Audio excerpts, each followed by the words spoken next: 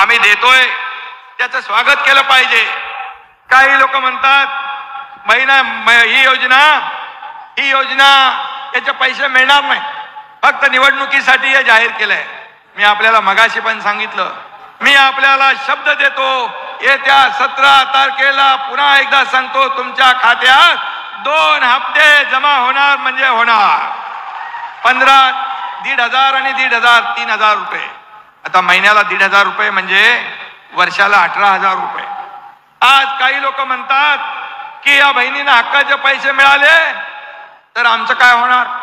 अरे बाबा, तुम्ही 2.5 वर्ष होते तेव्हा का नाही दिलं? तुम्ही तुमच्या हातात होतं, परंतु देण्याची दानत लागते। ते घेणारे होते, आम्ही घेणारे नाही, आम्ही देणारे आहोत आणि म्हणून आम्ही देतोय। आणि म्हणून बहिणींना हक्काचे पैसे मिळू नये म्हणून योजनांवर टीका करतायत, कोर्टामध्ये कुणाला तरी पाठवतायत।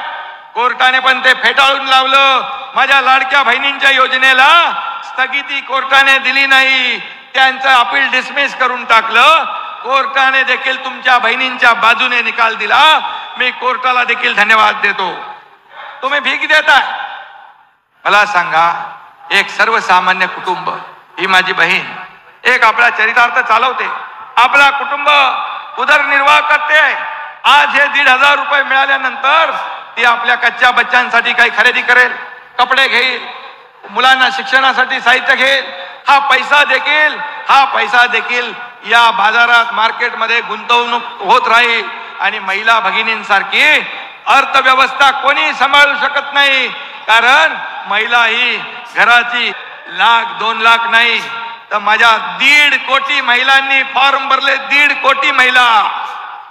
आणि पुढे आणखी जो आपला कालावधी आहे याच्यामध्ये आणखी माझ्या बहिणी फॉर्म भरतील आणि या लाडकी बहीण योजनेचा लाभ घेतील।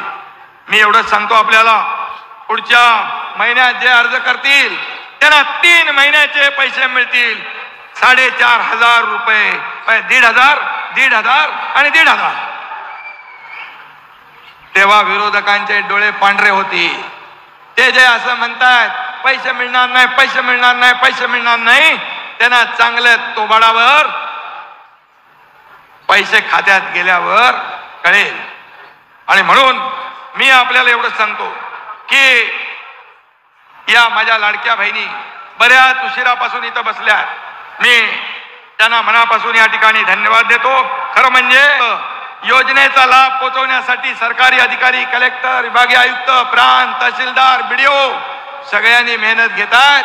आपल्यातला एकही माणूस वंचित राहता कामा नये, आपली एकही बहीण तिथे वंचित राहता कामा नये लाभापासून। यासाठी माझी सगळ्यांना सूचना की यावर आपण लक्ष द्या।